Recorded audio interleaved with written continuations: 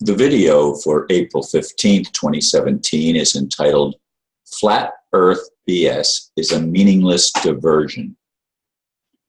When a good friend first shared the flat earth theory with me, I gave it serious consideration. I even stopped using my globe as a backdrop for my videos at that time. Then I remembered the Norwegian guy who sailed with his dad through the center of the earth, going in at the North Pole and coming out near Antarctica. I've made videos on this before, yet some people still post things about this on some of my videos. If people with primitive minds want to believe this archaic insanity, go for it. But please leave me out.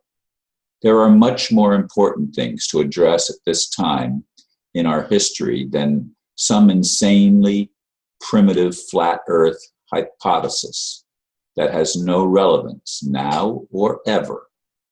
The problems we face as humanity are spiritual and monetary. Until these are adequately addressed, nothing else really matters, at least not to me. When the cabal is taken out and the currency revaluation happens, we will finally be able to move in a positive direction. I was absolutely surprised on the previous video when somebody, again, posted the flat earth stuff. I mean, when are people going to realize that that is nothing more than a cabal diversion to get people focused on something that makes no difference whatsoever?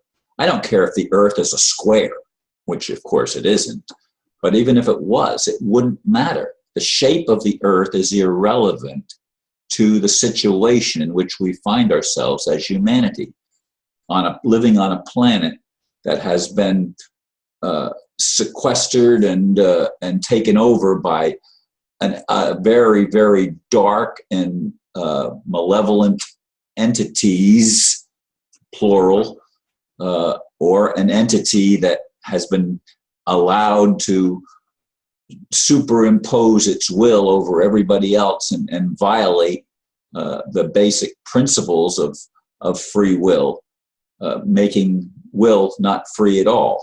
Everything is coerced and manipulated by a dark establishment that wants to keep people, humanity, us, in the dark and not allow us to evolve to our highest level of awareness and to actually grow up as a species in which we are given gifts, talents, and abilities that are far beyond what we now have. The abilities to love are at the center of these. We have to be able to love ourselves and to love one another. And we can't love one another if we don't love ourselves. And people that try to control others can only do that out of fear. If we lived in love and we knew who we were, we realized we were unlimited beings, we would be able to create a positive world and an uplifting experience for all humans that are born, or beings that come to the planet or visit other planets, or whatever the reality might be. We wouldn't be in the bondage of lies that we find ourselves in as human beings right now, living on planet Earth in the 21st century. This was supposed to have been changed a long time ago, but for some reason, the cabal and the dark forces seem to be able to keep their ball rolling and to keep spinning our wheels and their wheels, and we're not getting anywhere. We're not getting out of the recycled era of just as I said, recycling the same old stuff over and over and over again, reincarnating again and again, not remembering who we are, living lives that are virtually meaningless. You know, there's lots of important things to focus on, and the most important one is spiritual awakening. We have to wake up and realize that religions have been used to manipulate us and enslave us, not to liberate us, not to set us free. The only thing that sets us free is the truth. And the truth is we are all children of God. All of us. Not just Jesus. Not just people that were put on pedestals throughout our history and turned into religions. Not that. But that we were all made in the image of God. We are all children of God. We are all part of God. And so is everything else part of God. And why the dark forces have been able to run roughshod over us for such a long time is number one, because of our ignorance, but number two, because nobody stopped them. I mean, I would have stopped them a long time ago if I had omnipotent power and recognized it and was able to use it. I would not have allowed it from day one. I would not have allowed it. Now, some people might say, well, we had to see the dark side so that we could appreciate the light side. We had to live in the lies so that we could appreciate truth. But we don't even know the truth. Most people on the planet right now don't know the truth, because if we knew the truth, we'd be set free. But we don't know the truth. Therefore, we're kept enslaved to a monetary system that doesn't mean anything. So there has to be a shift from the monetary enslavement that has been used by the dark forces for eons of time, millenniums at least. They have used this entrapment called money, even if it's gold and silver or fancy rocks or whatever, it's still an enslavement. We ultimately are not going to need money at all. But the bridge from where we've been to where we're going requires us to have a currency revaluation that enriches us rather than deprives us of our ability to do the things that we need to do. And in this money, doing things requires money. So there's a bridge of a monetary system. You can't go from no monetary system or from a monetary system to no monetary system like that and expect people to be able to adjust to it any more than we could all of a sudden be transformed and recognize all of our gifts, talents, and abilities overnight.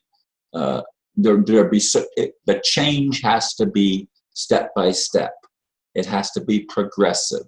It has to be an unfoldment in our awareness, and our talents, gifts, and abilities would increase as we become more aware of who we are, and as we began once again to realize that we are not sinners, unless sinners means we forgot who we were. If that's what the sin is, that's the only sin that matters. If we remembered who we were, we would never have fallen into the trap. But for some reason, we were made to or helped to forget that we are creators. We are creative beings with just as unlimited power as God, because we are part of God. And we would be able to have the experience of a vibrant life rather than a life of limitation that we've all known as human beings and had to suffer at the hands of those who manipulated us and manipulated society and took over governments and created systems that would bind us to their rules and their judgments and their insanities. And it is insane to live in a world where people think they have the right to rule over other people. There's only people that we have the right to rule over is ourself. That's it. We are in charge of ruling over ourself. Nobody else has that responsibility or privilege to rule over us. Nobody. But we don't know that until we begin to recognize who we are. And that's why it takes a spiritual awakening. That's what I do videos every day for. That's been my vision since I was a boy. And all of this other diversionary stuff of the flat earth and other things that don't make a hill of beans difference as far as us growing up and remembering who we are. They don't matter.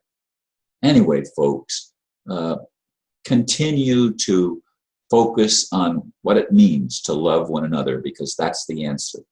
That's the answer. Thank you for listening, and namaste.